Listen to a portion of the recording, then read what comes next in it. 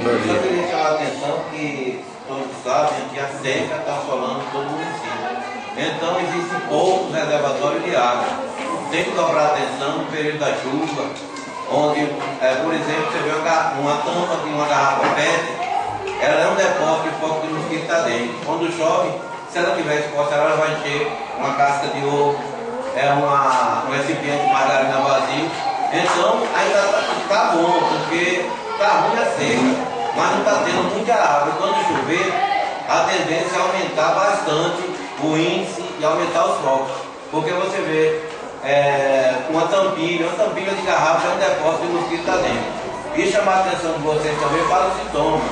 Alguém que tiver com febre alta, dor de cabeça, dor atrás dos olhos, manchas avermelhadas pelo corpo, ao observar um ou mais desses sintomas, procure imediatamente o posto médico, que pode ser a dengue.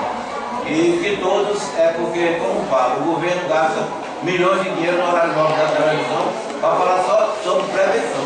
Então vamos ter essa prevenção. Muito obrigado.